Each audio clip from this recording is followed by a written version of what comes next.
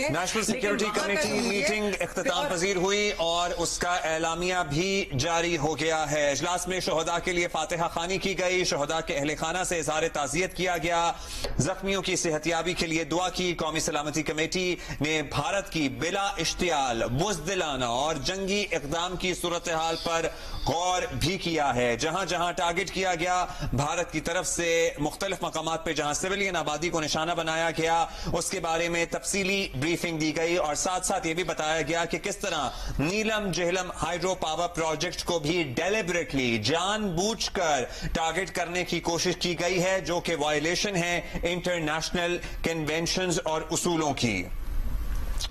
हम आपको शेयर कर रहे हैं, नेशनल सिक्योरिटी कमेटी मीटिंग का एलामिया जारी हो गया है। The NSC vocally condemned these illegal acts and blatant violations of Pakistan's sovereignty and territorial integrity और साथ में आगे के इक़दामात का भी तस्करा किया गया है। अयाज अकबर यूसुफ ज़ई ने हमें इस्लामाबाद से ज्वाइन किया है। जी अयाज, तफसीलात कुछ हमारे पास हैं, कुछ आप दीजिए।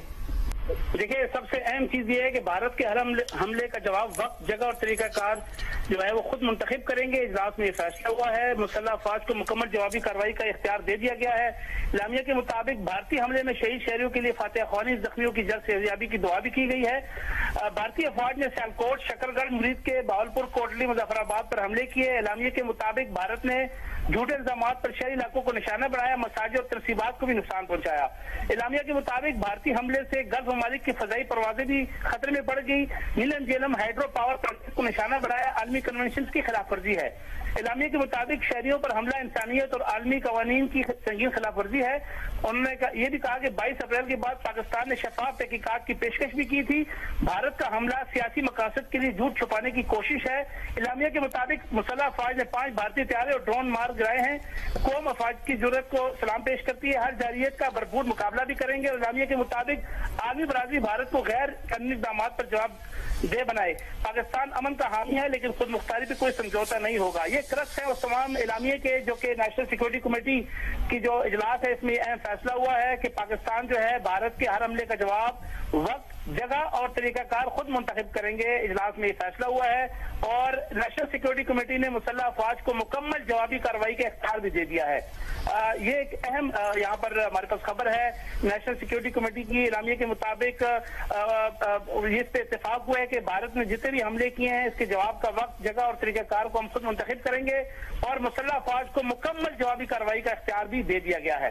साथ साथ जो हमले हुए हैं उसमें जो शोहदा है, जो शहरी हैं, उनके लिए फातिहा ख्वानी भी की गई, जख्मियों की जल्द सेहतियाबी की दुआ भी की गई और फिर तफसीलन ब्रीफिंग दी गई कि भारतीय अफवाज ने पाकिस्तान के शहर सियालकोट, शकरगढ़, मुरीद के बावलपुर, कोटली, मुजफ्फराबाद पर हमले भी किए और भारत ने झूठे इल्जाम पर शहरी इलाकों को निशाना बनाया, मसाजिद और तरसीबात को भी नुकसान पहुंचा है। इलामिया के मुताबिक भारतीय हमले से जितने भी गल्फ ममालिक की परवाजें हैं वो खतरे में पड़ी हैं और नीलम जेलम हाइड्रो प्रोजेक्ट को भी निशाना बनाना आलमी कन्वेंशन की खिलाफ वर्जी है। इलामिया में यह भी कहा गया कि शहरियों पर हमला इंसानियत और आलमी कवानीन की संगीन खिलाफ वर्जी है और पाकिस्तान ने यह भी कहा कि 22 अप्रैल के बाद पाकिस्तान ने शफाफ तहकीकात की पेशकश भी की थी।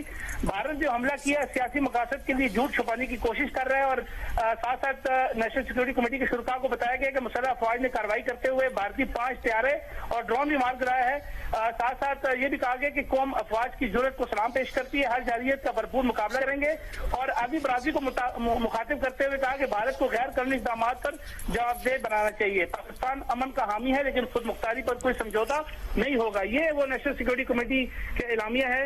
अब इसके बाद इसकी वफाकी काबीना से मंजूरी दी जाएगी और साथ ही वज़ीर आज़म इस तमाम मामले पर कौम को इत्तेमाद भी लेंगे और उसके बाद कौमी असेंबली में भी वज़ीर आज़म खिताब करेंगे। जी, सबसे अहम बात यह है कि the armed forces of Pakistan have duly been authorised to undertake corresponding actions in this regard, जिसका जिक्र किया जा रहा है। अहम तरीन मीटिंग, उसका अहम तरीन एलामिया जारी हो गया है।